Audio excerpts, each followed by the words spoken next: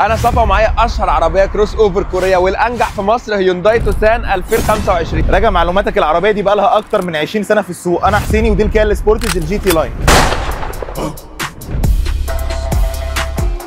العبره بالحاضر يا باشا مش بالتاريخ، واكبر دليل ان التوسان منتشره اكتر بكتير من السبورتج وبايع اكتر برضه. الكلام اللي بتقوله ده له سببين، اول سبب ان التوسان نزلت قبل الشكل ده بحبه حلوين، تاني سبب ان هي نزلت برضه في وقت الرخص، انما الوضع دلوقتي مختلف شويه.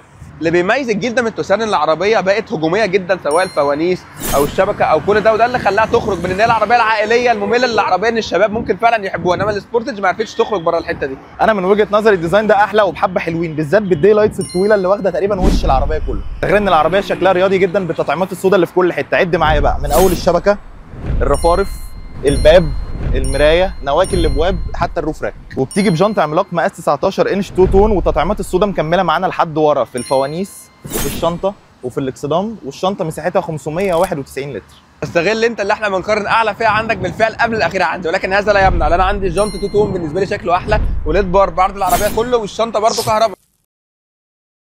احنا مش بنقارن العربيتين دول كده كرم منك، يعني احنا بنقارن الفئتين دول بالتحديد عشان هم في نفس الفئه السعريه. حلو قوي انك قلت الحته دي، عشان رغم ان دي مش اعلى فئه بس فيها كاميرات 360، لينكيب اسيست، فرونت كوليجن وورنينج، وانت ما عندكش كل الكلام ده مع انها اعلى فئه. من جوه بقى انا عندي ستاير خلفيه، الكراسي ممكن تطلع وترجع من ورا، في ميموري في الكراسي، وكل الحاجات دي مش عندك. ده غير بقى الحاجات البديهيه زي الشاشتين اللي لازقين في بعض، الوايرلس تشارجر، والمساحه هنا شكلها كبير قوي بحكم ان الكونسول طاير. من جوه بقى اقل ما يقال على العربيه دي ان هي شيك، من اول السقف البانوراما العملاق، كراسي الجلد في الكانتارا بايبنج ابيض، وعندك هنا كلمه جي تي لاين محفوره بالابيض، وعندك شاشتين كبار جدا لازقين في بعض فيهم ابل كار بلاي واندرويد اوتو، وفيها وايرلس تشارجر، وفيها كراسي تسخين وتبريد، وعندك تسخين دريكسيون، وعندك شاشه صغيره جدا فيها التحكم في التكييف وفيها اختصارات، ومساحات تخزين كبيره عندك هنا وهنا، ومساحه صغيره هنا، ومساحه صغنطوطه برده هنا تحط فيها تليفونك.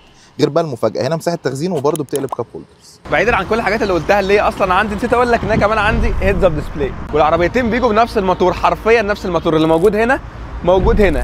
الاثنين 1600 سي سي التربو، بيطلعوا 180 حصان مع فتيس 7 سرعات دول كلتش. غير ان هم مبنيين اصلا على نفس قاعده البناء، فما فيش حاجه قوي نقولها هنا، مفيش اختلاف كبير. اظن سحقتك انا المقارنه دي. لا يا عم ولا سحقتني ولا اي حاجه. مش بتعترف انت بالهزيمه كده خالص؟ وكالعاده احنا برضو حيرانين ومش عارفين نحكم انهي فيهم اللي احسن، فنسيب لكم انتوا القرار في الكومنتس، وسواء عايز دي او دي فالاثنين موجودين في اكستريم اوتو.